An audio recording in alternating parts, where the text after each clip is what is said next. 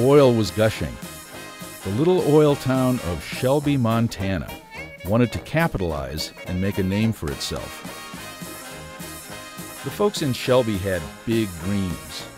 Shelby was going to be the Tulsa of the West, but the initial oil rush had slowed. Then the mayor's son had an idea to revive interest in the town. Why not offer to host heavyweight champion Jack Dempsey's next fight? Make an offer. Say $200,000 for a title fight. It's not like Dempsey was actually going to go for it. It was a publicity stunt, something to get people talking about Shelby. Put the little town on the map, sell some real estate. Then the shark took the bait. Dempsey's conniving manager, Jack Doc Kearns, said yes. One condition. Kearns would sign for no less than $300,000. Excitement had swept through Shelby since news about the fight offer leaked. Now the promoters were stuck. What began as a publicity stunt had turned into a train wreck. 2 months before the July 4th fight, the town had no arena, no restaurants, and no hotel rooms to accommodate thousands of expected fans. And where were they going to come up with $300,000?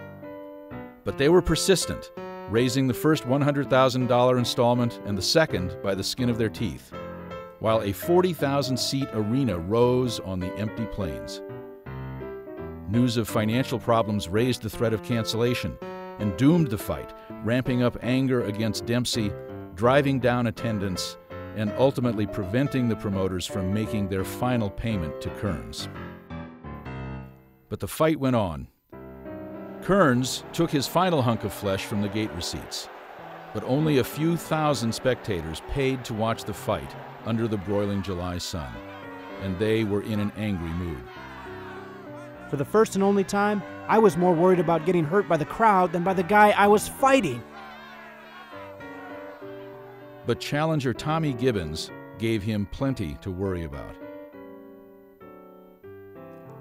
The few spectators who paid got their money's worth, as Gibbons became the first contender to go the distance against Dempsey, staying on his feet for 15 brutal rounds. Nailing him was like trying to thread a needle in a high wind. For the promoters, the Shelby fight had been a financial disaster. And although the town got more publicity than it could have imagined, it was not worth the cost. Shelby's Folly chronicles how big sky ambition and the scheming mind of Doc Kearns collided to produce one of the most preposterous series of events in boxing history.